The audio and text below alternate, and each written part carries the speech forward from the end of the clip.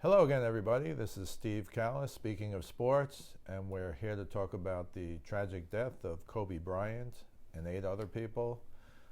Kobe, as you know, is being lauded throughout the world as a great basketball player, which he clearly was. I mean, his records speak for themselves. He was a member of 5 championship teams with the Lakers, played 20 seasons with the Lakers. The first 3 he won with Shaq. The last 2 he won, he was the main man by far. I guess Pau Gasol was the second best guy on the team. Shaq won the 3 MVPs on the first 3. Kobe won the 2 MVPs on the second 2. Again, 18-time All-Star, 2-time scoring champ, 2-time Olympic gold medal in 2008 and 2012. 9-time defensive first team, and that's the most impressive thing to me. Nobody talks about defense. You hardly even hear that anymore. But the greats, LeBron, Michael Jordan, Kobe, they were great defenders as well. He just had a slew of records and was an incredible basketball player. Going into the Hall of Fame this year, obviously he won't be there, but there'll be another celebration. They're celebrating his life now, as they should. But there was a dark side to Kobe in 2003, a rape allegation against him by a 19-year-old in a hotel in Eagle County, Colorado. I thought there was a lot of evidence against Kobe, but somehow they did some victim blaming, they did some slut shaming. Her name was leaked 4 or 5 times, and they wound up, the news media camped on her parents' lawn. She lived with her parents. And it just became unbearable to the point that when the criminal case was going to go to trial, she didn't want to testify.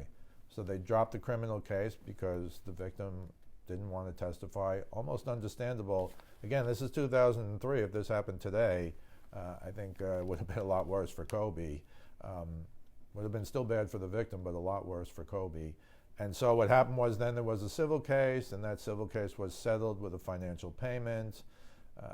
And people shouldn't forget that now. Kobe should be celebrated as the great basketball player he was, but this is still something to think about.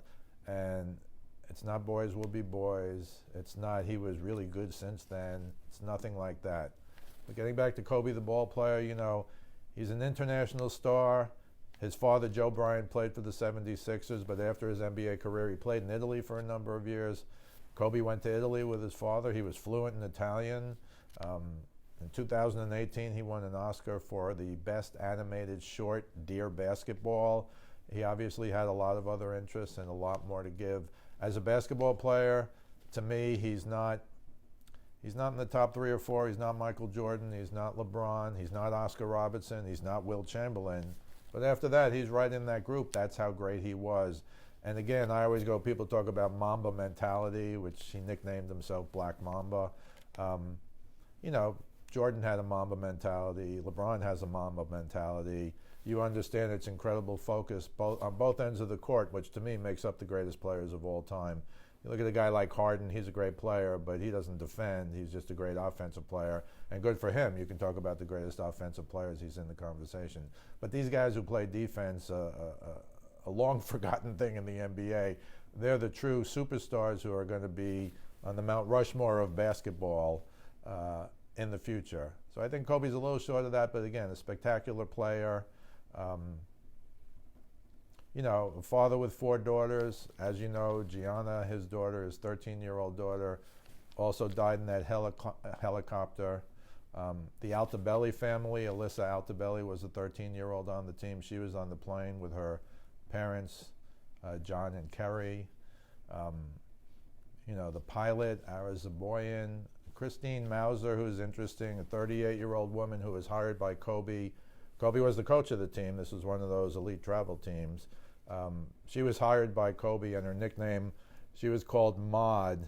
She was the mother of defense, which is a pretty cool name, actually. So she was a defensive coach who also had 3 kids. Peyton Chester, another 13-year-old on the team, and her mom, Sarah. Those are the 9 people who passed away.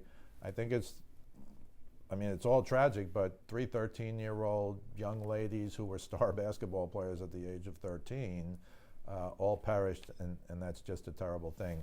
Getting back to Kobe, though, an international icon. He was big in China. He was obviously big in Italy. Italy actually had a week of mourning when they heard about Kobe dying. You know, he was one of theirs in their eyes. Again, his father played professional ball in Italy there for a number of years. But Kobe Bryant, great basketball player, Oscar winner. You know, he had a life after basketball. He's gone too early, as are all of these people on that helicopter. All make contributions. John Altobelli was a well-known coach in Orange County, California, baseball coach. He actually came to the Cape Cod League up in Massachusetts in the summer, and he was the coach of Aaron Judge before anybody knew who Aaron Judge, the superstar of the Yankees, was. He's also the coach of Jeff McNeil, who's now a 300 hitter for the Mets. So these people all had, you know, successful lives, very sad, very tragic. But getting back once more to Kobe, the basketball player, I'd say he's one of the 5 to 10 greatest basketball players who ever lived. 5-time champion speaks for itself. 2-time Olympic gold medal speaks for itself. And he'll be known as one of the all-time NBA greats. Kobe Bryant, dead at 41. Very sad, very tragic. This is Steve Callis speaking of sports. We'll see you the next time.